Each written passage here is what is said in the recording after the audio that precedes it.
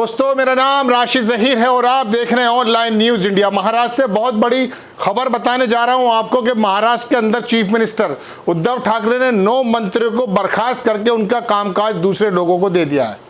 एकनाथ शिंदे सहित बाकी तमाम मंत्री जो उनके साथ थे, जो गुवाहाटी के अंदर बैठ करके सरकार को गिराने की या सरकार दूसरी बनाने की प्रक्रिया में लिप्त हैं, उनके ऊपर एक्शन लगाते हुए उद्धव ठाकरे ने किया यह है कि 9 मंत्रियों को अपने मंत्रिमंडल से बाहर का रास्ता दिखा दिया और उनकी जिम्मेदारियां, उनके विभाग अपने दूसरे विधायकों को दे दिए। सुप्रीम कोर्ट के अंदर भी बहुत बड़ी जीत नहीं मिल पाई एकनाथ शिंदे को, बल्कि वहां स्टे लग गया है और 11-12 जुलाई तक के लिए रोकने के लिए कहा गया, जिसमें उद्धव ठाकरे अब खुल करके खेल सकते हैं। मैं आपको खबर दिखाता हूं, न्यूज़ 24 ने इसको छापा। मैं पूरी खबर भी पढ़कर आपको सुनाऊंगा कि कौन कौन से मंत्री किस किस विभाग पर थे, छीन लिए गए और दूसरे लोगों को जिम्मेदारी दे दी गई है। अब डिफेंसिव मोड में ना करके उद्धव ठाकरे एक्शन के मोड में हैं और रोजाना कोई एक काम ऐसा जरूर कर देते हैं कि जिससे वो ये दिखाई देता कि वो हार मानने वाले नहीं हैं। न्यूज़ 24 ने छापा कि बागी मंत्रियों पर सीएम उद्धव की बड़ी कार्रवाई, 9 बागी मंत्रियों के छीने गए मंत्रालय। सुभाष देसाई को दिया गया एकनाथ शिंदे का विभाग प्रभार। नगर विकास मंत्रालय, 1 इंच 1 फीट की ज़मीन और बिल्डरों की लॉबी के कहे जाने वाले एकनाथ शिंदे के पास ये विभाग था और भी कई विभाग थे, छीन करके दे दिया गया सुभाष देसाई को। उद्धव बोले, मंत्रियों के ना होने से प्रशासन का काम प्रभावित नहीं होना चाहिए। बहुत सारे लोगों ने इसके अंदर कटाक्ष किए हैं, लेकिन कटाक्ष से पहले मैं आपको सिर्फ खबर के बारे में बताना चाहता हूं कि खबर और आगे क्या है। एनबीटी ने इसको विस्तार से छापा, आपकी स्क्रीन पर लगाता हूं और थोड़ा सा खबर का इम्पैक्ट भी आपको बताने की कोशिश करूंगा कि किस तरह से क्या क्या मामला घट रहा है। सुप्रीम कोर्ट की बात भी मैं आपको थोड़े से शब्दों में बताऊंगा।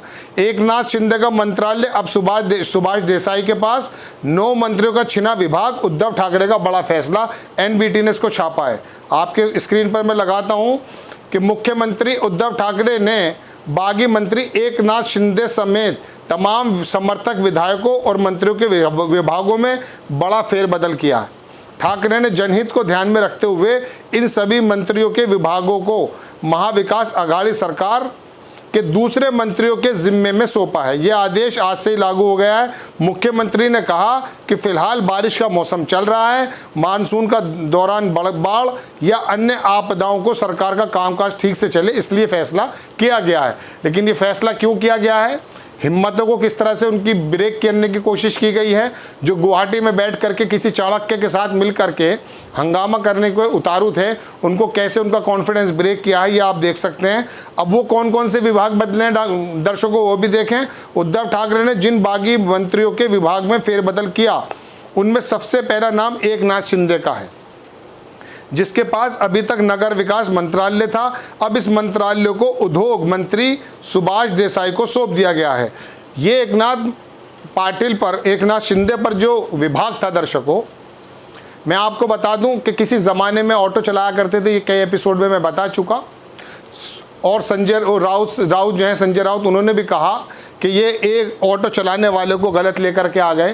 वो बहरहाल एक अलग बात है, लेकिन ठाणे में और तमाम आसपास के जो एरिया के अंदर तमाम जितनी भी ये शिवसेना के अंदर नगर निगम थे और ये नगर विकास मंत्रालय के अधीन तमाम के तमाम निगम आते हैं, इसके अंदर जो करोड़ों अरबों रुपए का बंदर बाट था, उसका होने का आरोप इन पर लगता है। इनका एक साथी है, उसका नाम था सचिन जोशी, वो गायब है। ईडी ने उसको नोटिस दे रखा है। करोड़ों अरबों रुपए का उसके ऊपर घोटाले की बात कही जाती है सत्ता पक्ष के लोगों की तरफ से भी। एकनाथ शिंदे का एक छत्र राज्य था। दर्शकों, आगे मालूम नहीं क्या चाहता था वो बंदा। एक गांव था जिसके अंदर वो रहता, 30 घर उसके बताते हैं, बीबीसी की रिपोर्ट है। 2 हेलीपैड हैं उस गांव के अंदर। अपने चॉपर से वो उड़ता था, ऑटो चलाता था। आनंद दिघे बहुत ही सज्जन व्यक्ति थे, गरीबों से बहुत ज़्यादा लगाव रखते थे। उनका ड्राइवर बना, वहीं पर कॉरपोरेटर बना, फिर वहीं पर विधायक बना, फिर वहीं पर मिनिस्टर बना और बाला साहब के साथ आकर के धीरे धीरे महाराष्ट्र के अंदर एक वर्चस्व साबित हो गया। लेकिन अब महत्वाकांक्षाएं बढ़ गई होंगी शायद, या कोई और वजह भी रही, या फिर ईडी की वजह, जैसे कि बताते हैं कि ईडी का शिकंजा कसता जा रहा था। और इनके जो मंत्री हैं जो इस समय गुवाहाटी में बैठे, मैं पहले एक एपिसोड में आपको बता चुका कि कई सारी मंत्री ऐसी हैं, उसके अंदर महिला भी हैं, कि उनके ऊपर 175 करोड़ रुपए का ठाणे का एक विधायक है, उसके ऊपर ईडी का नोटिस है। तो कहा तो ये भी जाता कि ईडी के नोटिस से डर की वजह से इन लोगों ने बगावत की। चूंकि उद्धव ठाकरे ने, इनका गृह मंत्री जो देशमुख थे वो भी जेल में हैं और एनसीपी के जो मंत्री थे नवाब मलिक वो भी जेल में, उनके बारे में भी ईडी के मामले में कोई हाथ लगा नहीं सकता है, सेंट्रल एजेंसीज का काम है। तो वहाँ पर ये मुख्यमंत्री भी चुप रहे और शरद पवार एनसीपी के नेता भी चुप रहे। तो इन लोगों को एक डर ये महसूस हुआ कि हमारे भी गले में फंदा पड़ सकता। इसी वजह से लोगों का आरोप है कि शायद उन्होंने बगावत की और अपने गले में ईडी का फंदा और जो भी जांच थी उसका फंदा हटाने के लिए उन्होंने काम ये किया कि किसी के माध्यम से हवाई जहाज़ों से उड़े और जाकर गुवाहाटी में बैठ गए और अब सरकार बनाने की प्रक्रिया में कर रहे हैं। लेकिन सुप्रीम कोर्ट के अंदर भी इनको कोई बहुत बड़ी राहत नहीं मिली। वहाँ जो स्पीकर ने, उनको इतना तो कह सकते हैं कि स्पीकर ने जो टाइम दिया था आज शाम 5 बजे तक का, उसमें तो उन्होंने थोड़ी राहत मिली, लेकिन बाकी उनकी कोई मांग नहीं मानी गई है और 11-12 जुलाई तक उनको दोबारा से इस मामले की सुनवाई होगी। अब 11-12 तारीख तक होगा क्या कि ये लोग जिनके विभाग बांटे गए, मंत्रालय पद छीना जा रहा है, बहुत मौका है।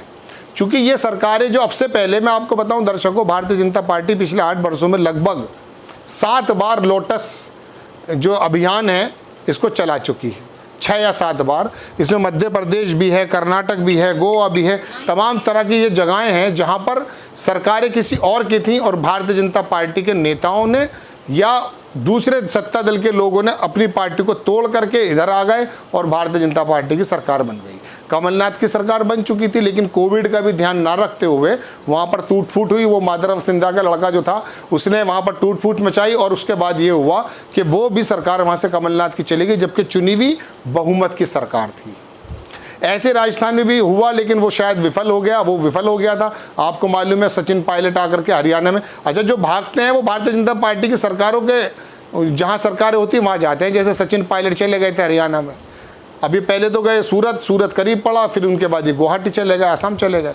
तो कहने का मतलब दर्शकों यह है, लेकिन उद्धव ठाकरे चैन से नहीं बैठे। उन्होंने फिर दोबारा से 9 मंत्रियों के विभाग छीन करके अपने लोगों को, यानी कि अघाड़ी का जो भी इनका गठबंधन है उन लोगों को सौंप दिए और अब ये सिंपली विधायक हैं और कोर्ट की तरफ से भी इनको कोई बहुत ज़्यादा रिलीफ नहीं मिल पाई है। और दूसरी बात यह है कि अब आकर के हुआ यूँ है दर्शकों कि अब इसके अंदर जो 11-12 तारीख तक का जो वक्त मिल गया तो उद्धव ठाकरे के लोग बराबर उनसे कांटेक्ट में रहेंगे और ये भी संभव है कि जब वो लोग मुंबई आएंगे फ्लोर टेस्ट के लिए, बहुत सारे लोग शायद शिवसेना के अंदर आ जाएं। क्योंकि वक्त जो है वो गुजर जाता है तो वो जो कॉन्फिडेंस है या वो जो करने की एक जो ताकत होती है वो धीरे धीरे छीड़ पड़ जाती है।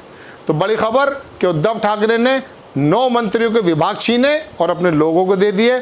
अब देखने वाली बात यह है कि किस तरह से वो चाणक्य, मैं आपको जो कह रहा हूँ बार बार सुन लीजिएगा, वो किस तरह से रणनीति करता। चूंकि कोर्ट ने तो 11-12 तारीख में दे दिया, समय लगेगा।